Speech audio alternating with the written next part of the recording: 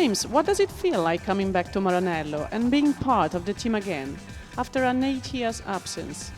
It's a kaleidoscope of feelings. Excitement to be back here with the team, nostalgia because this is an environment where I have many happy memories from before in the years of victory for Ferrari.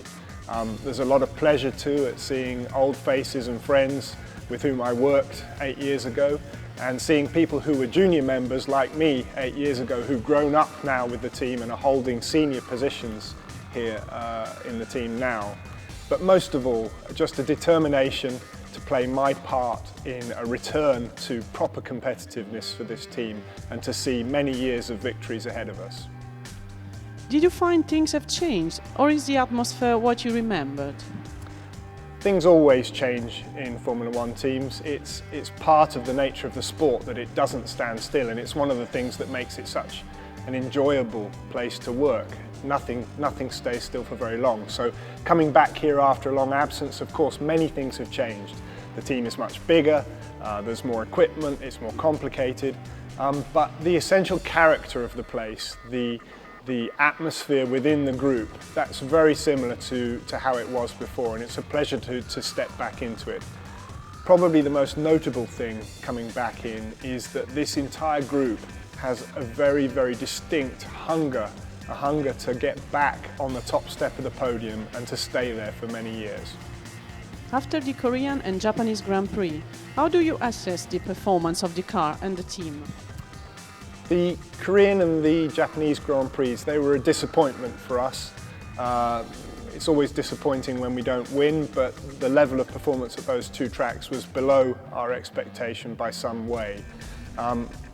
The operation of the team at the track was good. The performance of the drivers was good. We are a good outfit at the track itself, technically, strategically astute, and we don't make many mistakes.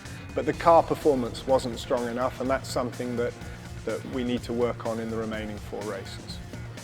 4 more races to go to the end of the season, starting with the first of another pair of back-to-backs at the New Delhi circuit in India. Can you describe the technical features of this track? The New Delhi circuit, it's an interesting track. It's got the sort of full range of challenges. There's a reasonable number of straights, some fast corners and some slow corners. A bit like Korea, the track has a sort of slightly schizophrenic nature where you want to be good on the straights, but there's also some very demanding slow speed section to it. So it requires a lot from the car. What does the F138 need in terms of its set to suit the 3 sectors of this track? Well, to go well in India, you need the same thing as you need to go well in any circuit. The car needs to be stable under braking, it needs to be well balanced in both low speed and high speed corners, needs good traction out of the slow speed corners, and it needs adequate speed down the straights. These are generic features that every car needs at every track, but with India having such a range of slow and fast corners, it stretches the